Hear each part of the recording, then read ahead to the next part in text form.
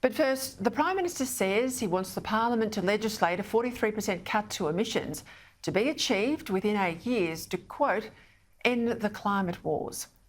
In the Liberal Party room today, the opposition took the decision not to support Labor's legislation, but there's still the risk of left-wing Liberals crossing the floor to vote with Labor. To try and stave that off, Peta Credlin declared he's willing to increase the Liberals' 2030 target. Now, to what? Well, we don't know that yet.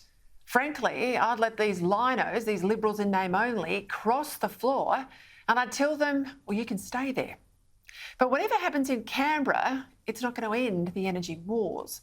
Because the more we as a nation reduce the use of fossil fuels and don't have another baseload option to replace them, the harder it's going to be to keep the lights on and workers in jobs.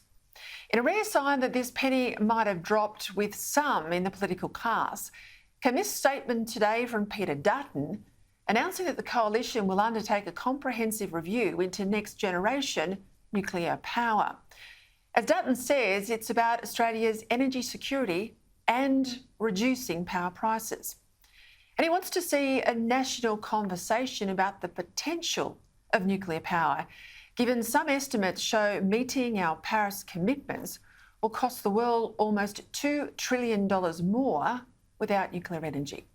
But as good as that is, the coalition is in opposition. And any move to nuclear is years away, even if the current ban was lifted by the Parliament. Given the Greens, though, that's not very likely. Meaning front of mind now has got to be the current gas crisis, set to get worse before it gets better in coming months, as confirmed by the ACCC yesterday. So what's driving it? The latest battle between the Albanese government and big gas exporters. It's about whether to pull the Turnbull-era gas trigger to force these big companies to redirect scarce gas supplies away from their exports and into the domestic market.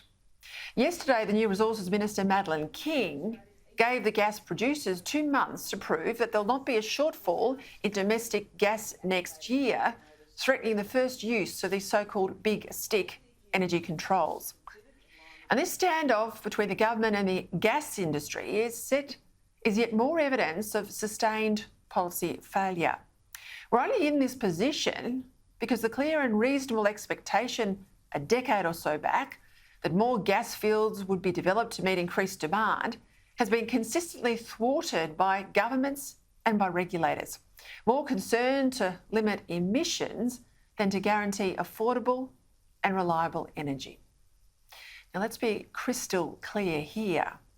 Australia doesn't have a gas shortage. We have a supply shortage because of regulatory anxieties about fracking, approval hold-ups to Santos's big Narrabri project in New South Wales, regulatory issues with further developments on the North-West Shelf, and of course, the Victorian government's ongoing bans on gas development in that state. Bizarrely, instead of getting on with finding and producing more gas here in Australia, there are now proposals to build gas import terminals in New South Wales and Victoria.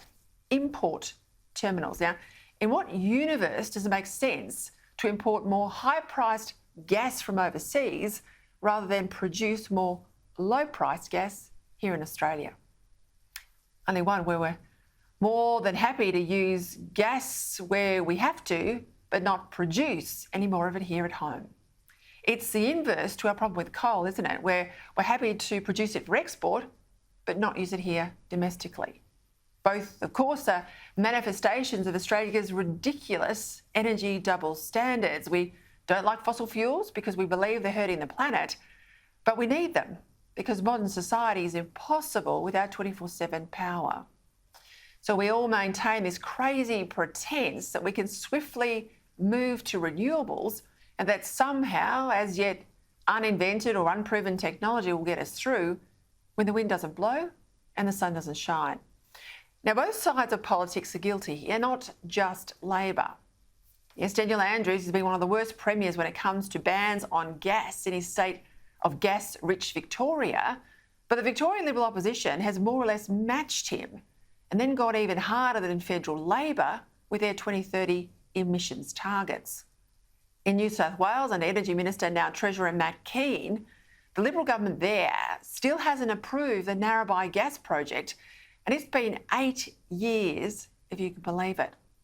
And despite all their election promises about new Heli coal-fired power, the best the Morrison government could manage was the construction of a new 600 megawatt gas peaker to replace capacity lost when Liddell, the power station, coal-fired power station, closes next year. But even then, the Morrison option is still 1,000 megawatts short of what's lost when Liddell goes. All the while, the world's biggest emitter and increasing security threat, China, just gets bigger and stronger, burning our fossil fuels. And we here in Australia wring our hands about a problem we barely contribute in terms of global emissions to. Instead, we push to pass laws that make ourselves more energy vulnerable and poorer. Honestly, you couldn't make this stuff up.